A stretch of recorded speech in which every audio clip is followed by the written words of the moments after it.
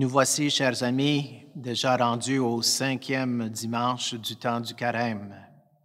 Nous avons parcouru des beaux textes pour notre réflexion tout au long de ce Carême, des textes qui, j'espère, avec mon aide, vous a permis de mieux vivre la réalité de cette pandémie qui dérange énormément nos vies.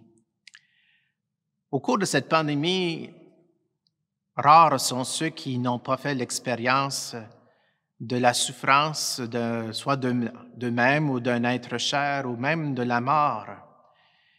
Et des situations quand même assez difficiles lorsque, à cause de la restriction de l'accès à nos églises, on ne peut même pas célébrer des funérailles dans les églises. Ça a rendu cette réalité de nos vies encore plus difficile à vivre.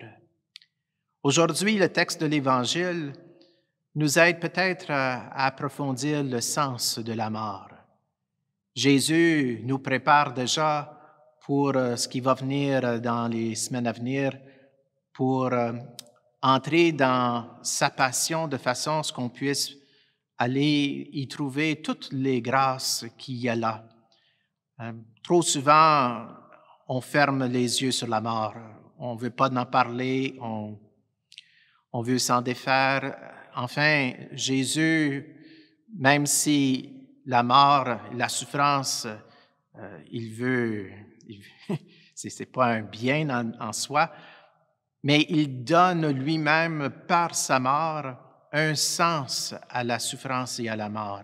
Et c'est un peu là où Jésus nous dirige aujourd'hui dans le texte, alors qu'il cherche à nous expliquer avec une image assez simple et symbolique, cette image du grain de blé tombé en terre, un grain de blé.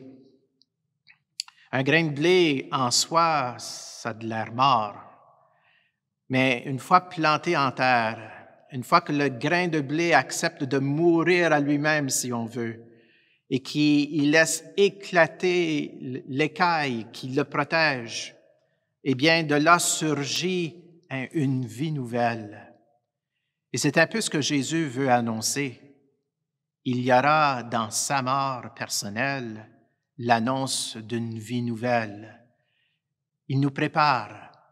Il nous prépare pour que sa mort sur la croix, comme notre propre mort ou la mort de nos proches, puisse être pour nous non pas seulement un moment tragique du détachement, mais un moment où, dans la foi et l'espérance, nous sommes portés à saisir cette vie nouvelle que Jésus inaugure par sa propre mort et résurrection. Et ce grain de blé tombé en terre, s'il ne meurt pas, il reste seul. Mais s'il meurt, il porte beaucoup de fruits. Et portons notre regard une fois de plus sur la croix, sur Jésus cloué sur cette croix. On peut penser que Jésus se retrouve très seul en ce moment d'angoisse, dans un moment de grande souffrance.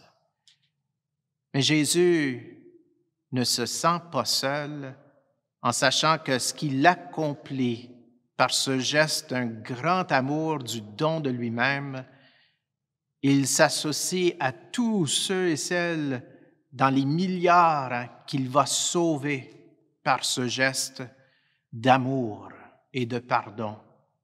Jésus ne se sent pas seul. Jésus est tout donné pour toute l'humanité. Il est solidaire avec nous.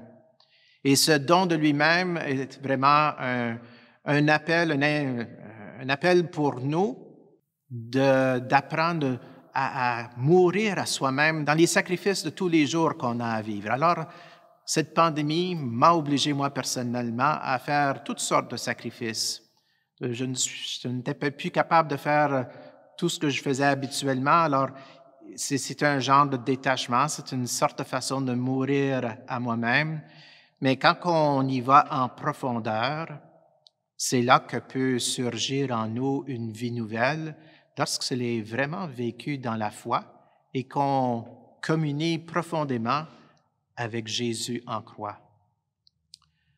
Je vous souhaite de vivre cette semaine en communion avec Jésus sur la croix, alors qu'il nous prépare à son entrée à Jérusalem dimanche prochain. Bon carême.